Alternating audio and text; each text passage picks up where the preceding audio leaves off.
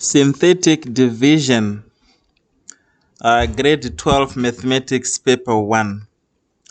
Let's have a look at how to factorize cubic functions using the synthetic division.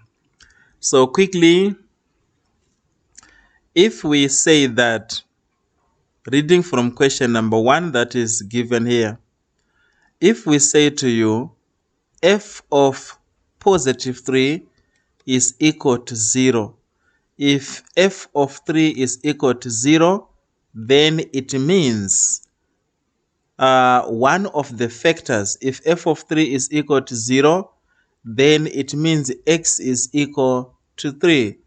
And it means x minus 3 is one of the factors for this expression. How do we do synthetic division? The value of x that is given there in the question, we write that one first. So in my case here, I have this negative 3 here, the first positive 3, the positive 3, that is the value of x given. Now, what do I do next? The other numbers, this one, this 3, this one, and that one, they are the coefficients of my expression. So the coefficient of x cubed is 1, the coefficient of x squared is negative 3, the coefficient of x is negative 1, and the constant is 3. That's where these 1, 2, 3, 4 numbers are coming from. So the first one is the one given here, f of 3 is equal to 0. Then the other 4 numbers are coming from the expression. So to do the division, the first value there, which is the coefficient of x squared, you bring down that number as it is. Then you carry on in the following way. After writing down the first value, we multiply. This number here multiplies 1. The answer that you get, you write it in the next column. Then you add these two numbers, minus 3 plus 3, and get an answer. Then our answer is 0. You repeat the same process. Multiply this pose number here, multiply by 0, and write the answer in the next column. So if you multiply 3 times 0, we get 0. Then we add these numbers and write the answer at the bottom. Minus 1 plus 0, it gives us negative 1. Then we multiply again the same number, positive 3, multiplied by negative 1. And the answer that we get, we write it in the next column and add those numbers. If we are told that f of 3 is equal to 0, then we must get 0 at the end here. Now, this factorization is done. It means the first value is the value of a, the second one is b, and the next one is c. One of the factors of this expression is already given from f of 3 is equal to 0.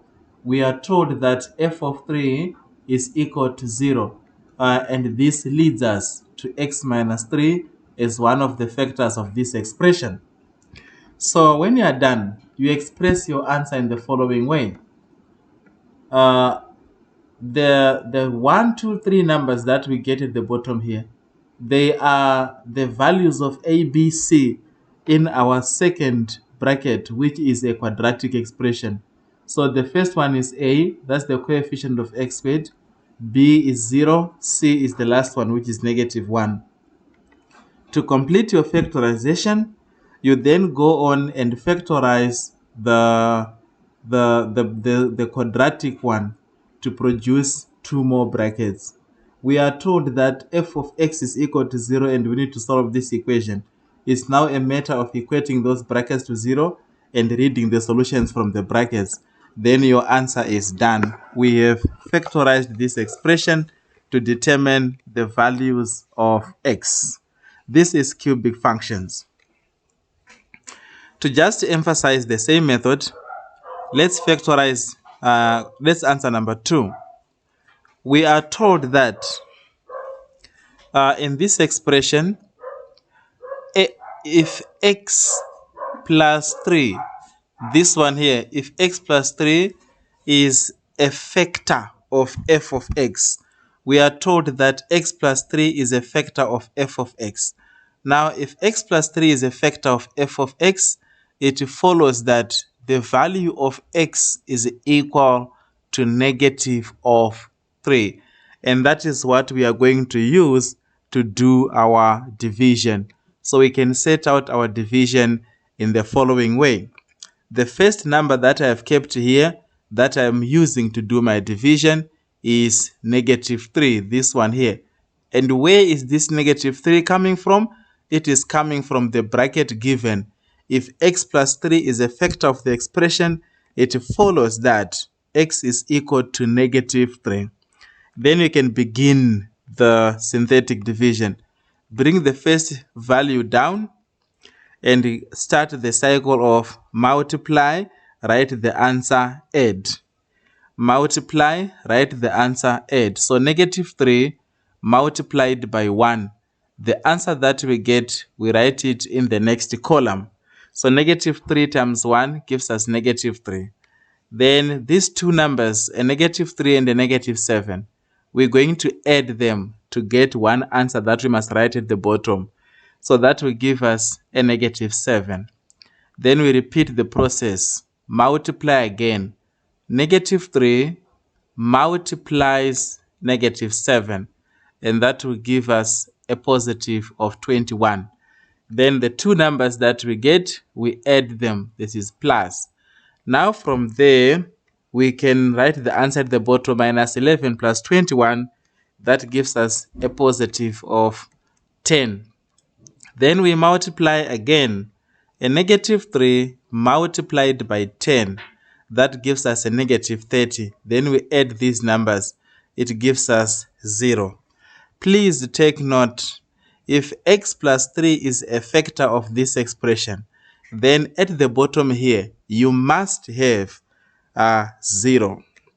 Now we have got our expression partially factorized.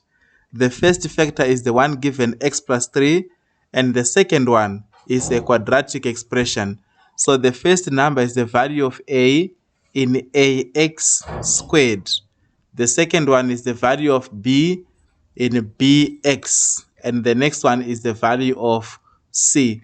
So you remove this a, this b, and that c, and replace them with those three numbers to create a quadratic expression.